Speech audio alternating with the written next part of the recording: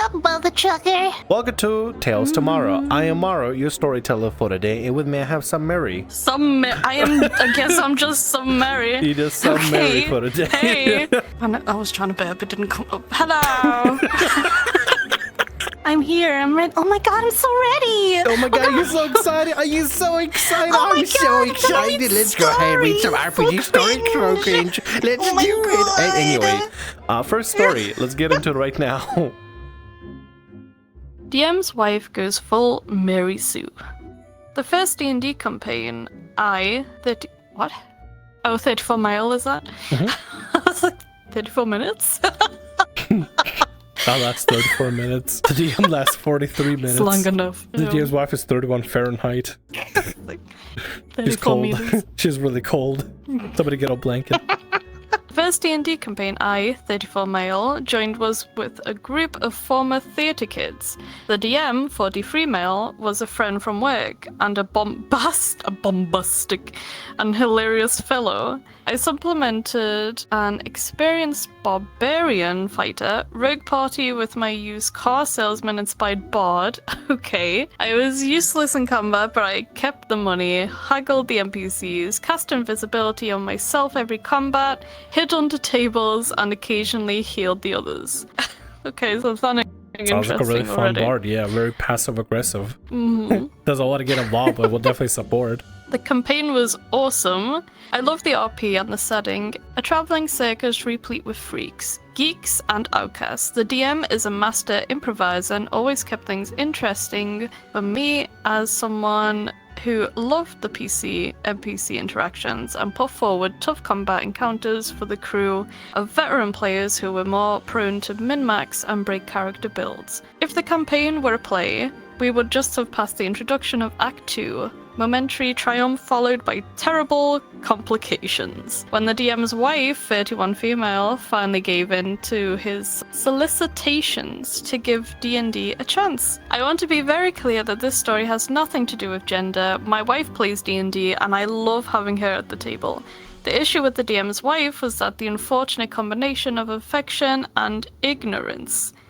Introduced after a grueling battle with an archfiend of the hells around level 8 to 9 if I remember correctly. Her character was a Mary Sue to end all Mary Sues. She was an extraordinary wealthy elvish princess with enough gold to all but invalidate an entire campaign's worth of haggling, negotiating, and swindling on the part of my character.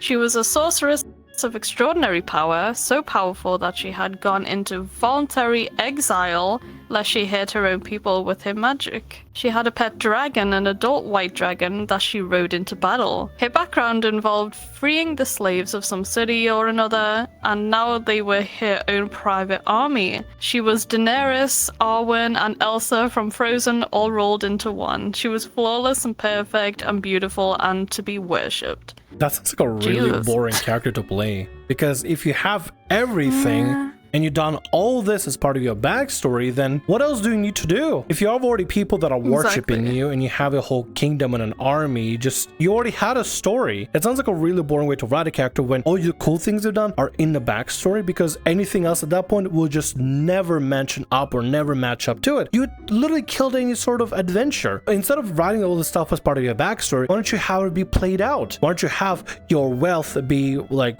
formed up and eventually like through hard work and effort, or actually experience freeing some slaves in another city and stuff? Why don't you go through that? Why is that not part of the campaign? Why is that part of your backstory? You just making it boring for yourself. Why would you do that? You're taking away all the fun out of it, because you're like, oh my god, I'm so great and powerful and stuff, but now you have to help mercenaries with random tasks and stuff.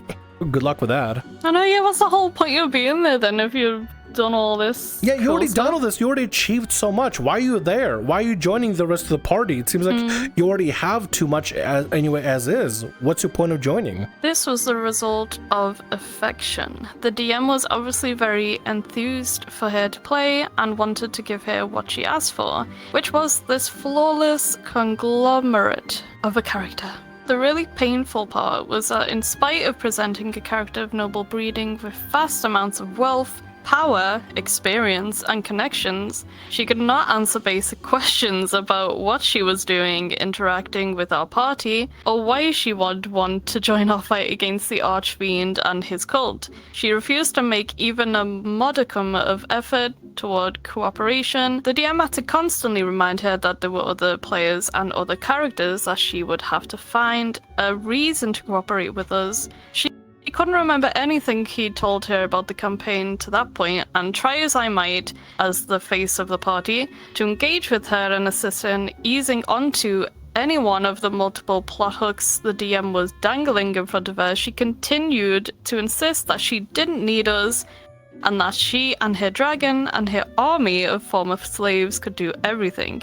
The DM had to stop the session and had to talk with her out of the room, after which she had come back and amended her adamant refusal to sulky acceptance. She sulked the rest of the session, which was maybe half an hour, and when we adjourned, she grumbled that her dragon could have killed everything by itself. She complained so much to the DM afterward that she hadn't gotten to do all the things she was supposed to be able to do, that he ended up calling off the campaign. Wow, it's almost like you gotta find a reason for your character to join the party in the first place, and starting off overpowered and being the bestest ever kind of puts a pin on that, because they already have everything.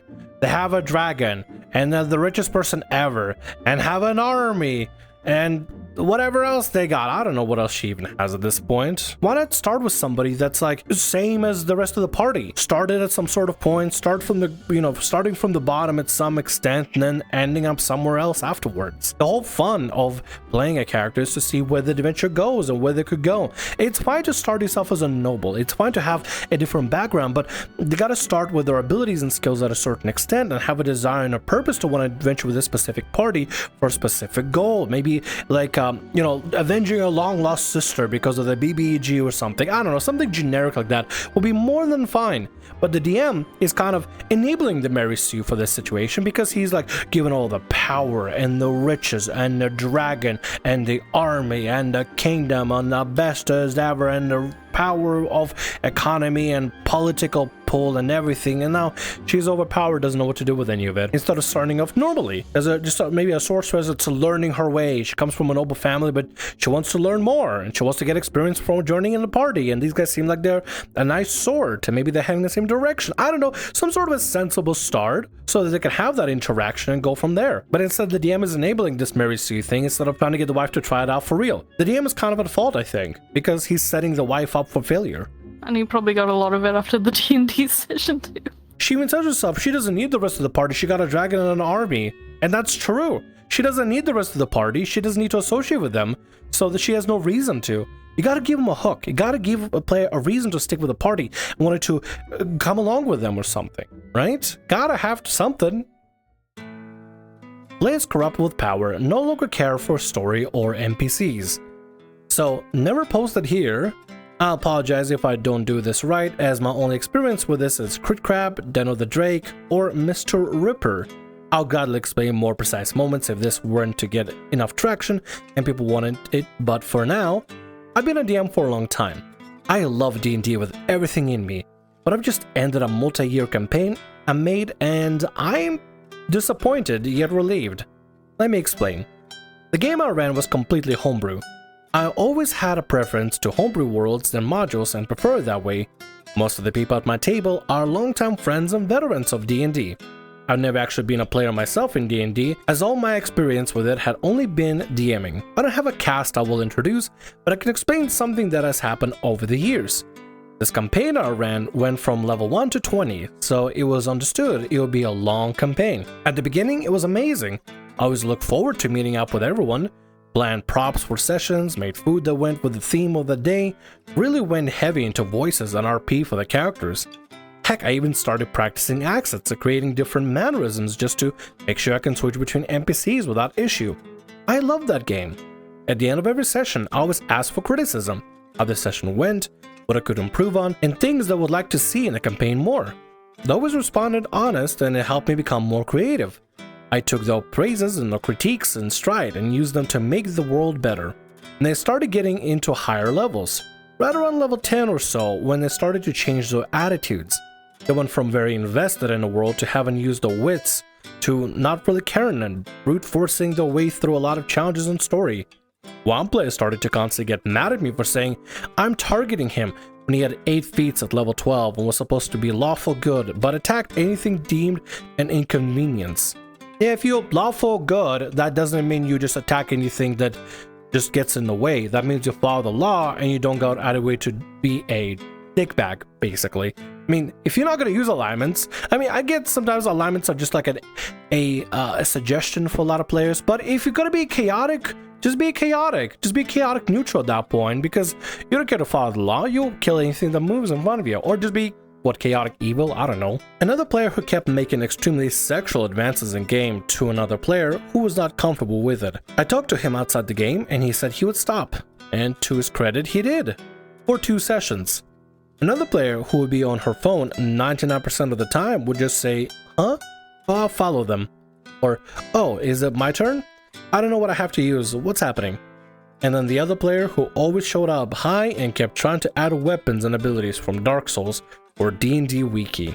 There were only 2 players that really stuck to RP and actually cared about the world. It sounds like your other players either have some sort of issues going on, or they just don't care, or they're bored. What I would have done in this situation is ask them like, hey, are you guys even interested? No? Okay, these are the 2 people. Are y'all interested? Great, we'll just start a whole new thing, a whole new session. The rest of you can leave. Because listen, if players are just bored, players are just bored. You can only encourage them so many times to try to engage with the stuff that you're giving them before you just have to just kind of give up. And if people are just not interested, or they're just bored of it, or want something new, then you could just go with the players that want to keep engaging with stuff. Start a whole new thing. Don't completely ruin the homebrew world. Just start new characters in the world and maybe start them off at higher levels or something. I don't know. But if the players are bored, then they're bored. Nothing much you can do about it. You can either keep this train rolling until it eventually crashes and burns, or you can do something about it. And I would say you probably should have done something about it. Eventually, 2 players left. The kid who got high all the time got sober and decided to leave because he felt like he was a different place in life. Me and him still hang out sometimes, as I was the only one who wouldn't get wasted or high as balls. The one who never paid attention had an out-of-game issue with another player, which was never proven. I thought about ending the game there, but I still had 4 players and thought, oh, what the hell?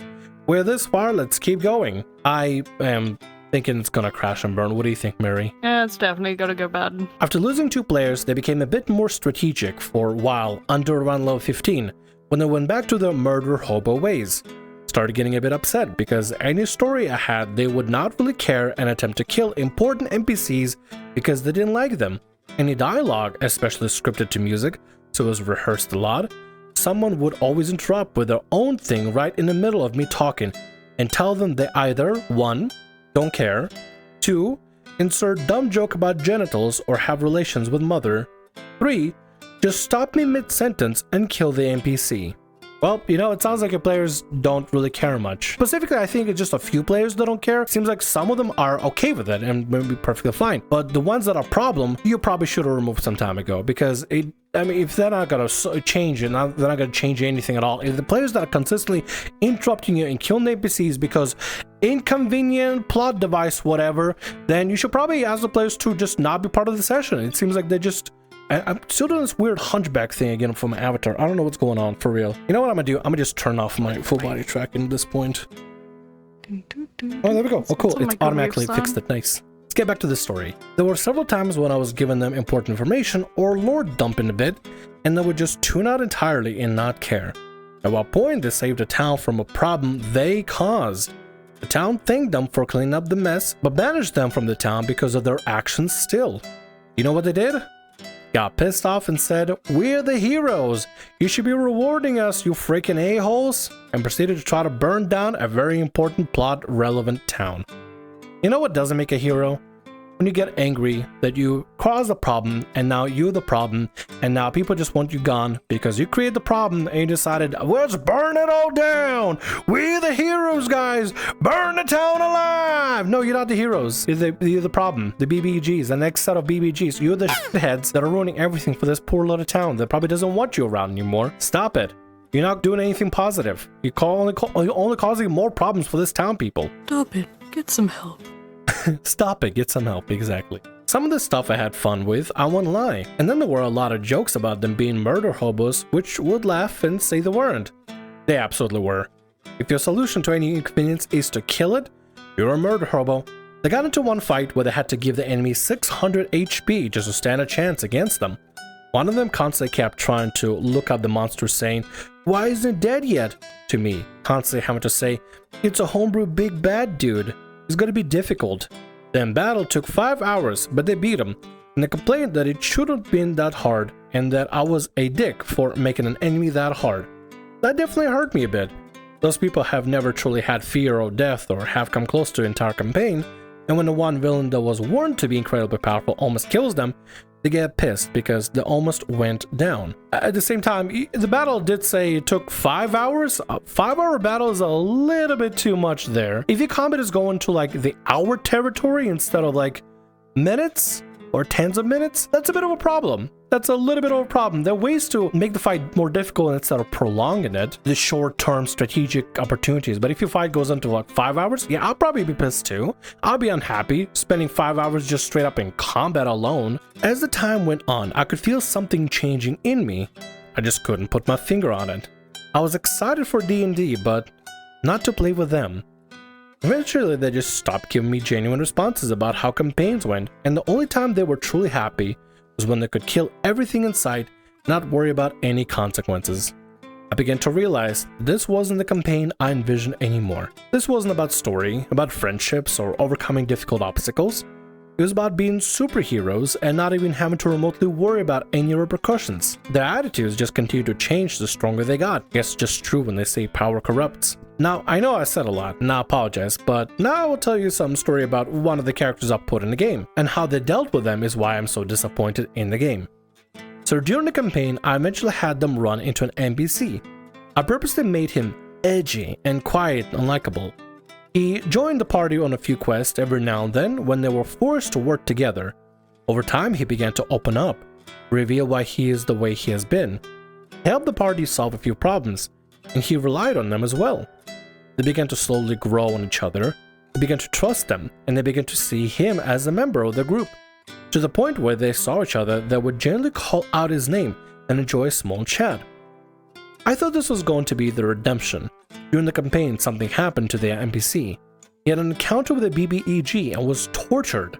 The party eventually found him as it seemed he was experimented on. The BBEG had some kind of a control on him, but he helped fight in battle against him and successfully defeated him. This is where it all comes to a head. The final session, and they all go to celebrate. They're all level 20 now, and showing off their newfound power. During the celebration, the NPC dismissed himself because he had a terrible pain in his chest and left. A few hours later, the party leaves the celebration and finds a few of the NPCs they adopted and many civilians lie dead in the streets. Among one of their friends, they find the NPC that left the celebration's journal. All of his writing about the party and how he felt so close to them and how he won't let whatever happened in the past happen again, stuff of that nature. Until the last page, in completely different handwriting talking about orders to betray the party and use the NPC as a vessel. Now, any logical party would immediately be freaked and think, there's something wrong with our friend, we have to stop him and help him. One person in my group thought that at least, but the rest? They said, that traitorous motherfucker, let's kill him! You expect your players to, be sympathetic and be like, oh no, our friend, he's in trouble, oh no! I mean, have you seen how they act regarding your other characters? They're so inconvenienced about other NPCs that will straight up kill them. Go full murder hobo. Of course they're gonna go back to the murder hobo ways. Do you expect them to change? Do you expect them to get any better? Do you expect them to finally find heart in that? I mean, unless you specifically talk to the players and try to figure out why they're murder hoboing, you will... God, that looks evil. Look at that evil face. If you don't find out why they're specifically going for this murder hobo playstyle, then they're gonna revert back to the murder hobo playstyle. At least, one of them, actually went with it. Said one person in my group thought at least, they were actually feeling bad for them, but then I guess the other few were just like, no! The one player that thought that, they're the only one that actually cares for this story. They were even willing to try to help someone. They literally called 5 minutes prior, great friend, and ally to the party. Though a scenario where they're being controlled and manipulated by force. Their excuse? Well, this player had an ability that negates charms and magic control on party members, so if that didn't work, then he's just an a-hole traitor. My jaw dropped. They eventually caught up with him and they began to battle. Now, in my story, he was supposed to die. It was supposed to be a heartbreak scene for them having to fight their ally, trying to break him free, and him dying in their arms as he apologizes. Another thing you really shouldn't do as a DM, and it's just a common DM thing, don't expect specific things to happen in your campaign with your players, unless you know your players really, really well. If you're setting them up to be sad over something, whoa, look at that mad expression. So mad, so angry little Satyr over here. If you expect your players to act a specific way, you're only setting yourself up for disappointment. Your players have agency of their own, they have creativity of their own, they make decisions for their characters however they feel like is necessary. I mean, I literally had the other day a healer try to strangle somebody out with her thighs. I didn't expect that. I let her happen. I let Kiki strangle somebody with her thighs because she ambushed the guy that was sleeping and she didn't want to wake up, so she hit him and strangulated him back to going, just to knock him out and stuff, back to going to what's going on with me? What's going on with my body? My body? I don't know. Your body's freaking out a bit. It worked. Yeah, it worked. But like at the end of the day, I didn't expect you to do it. That's why I don't have any expectations of what my players are going to do. I go off of what y'all do and I just kind of work with it because I didn't expect her to just choke the guy out with her thighs. Don't expect your players to do specific things unless you know your players really well. Expecting your players to act a specific way, you're just setting yourself up for failure. You're not doing a play here. Players aren't following a script. This is an interactive medium where people all are telling a story together. Your players are contributing to this story, and how they act as players may not be always how you envision them to act as their characters. It was supposed to be the bittersweet ending of the campaign that made them rejoice in sorrow, but I guess I was too much reliant on the party to actually care about more than themselves. After a long battle, they eventually get him to 0. As he lies there, something in his eyes change. They can tell he's not controlled anymore, but going to die. I began the music and started to reiterate the lines I've had written for almost a year now. Begins to cry, saying, "What have I done? This isn't what I wanted. I'm sorry, my friends." Shut up, you fucking traitor! You're right. I'm a traitor. I will never be able to reconcile. But before I die, I saw into his plans. While the BBEG was in my head, he's planning, I take my hammer and smash his head like an overripe watermelon. Why would you do that? Well, I didn't want a chance for the BBG to take him over again because I was tired of hearing him talk. That's all my character would do. And there we have it, DM. You have a party full of murder hobos and you never figure out or try to get the murder hobos out of your game. What'd you expect? The signs were there from the very beginning. You have a party of people that don't care for the characters, don't care for the story. Hell, they'll kill somebody because they're an inconvenience. Putting in a character for them to care for is just setting yourself up for disappointment because they're not gonna be caring for the character as much as you care for them. What they interpret in the story is not what you're gonna interpret whatsoever in the slightest. That was legitimately my first time ever hearing that line in person. I was done. I knew that they didn't care anymore when everyone else agreed with his actions. They knew that this was going to be a two-party campaign and his words were going to set up the second half. But I don't think I want to write the second half anymore. I closed my binder, acting happy for them and excited when they beat the campaign. Spend the next 30 minutes describing where the characters ended up and what they did with their lives. After that, I got in my car, began the drive home. I'll admit, I did tear up a bit. Not from the campaign derailing so hard, not from the party not caring about my world or story I spent so long making, not from the half-hearted thanks I would get at the end of the session if I didn't have combat. It was from relief. Obviously, I'm still sad and upset that I never really cared for the world like I did and only treated it like a punching bag. But the relief that this is over and I no longer have to DM for them, just release the world from my shoulders. That's when I realized I wasn't having fun. I hadn't been having fun for a long time in the game.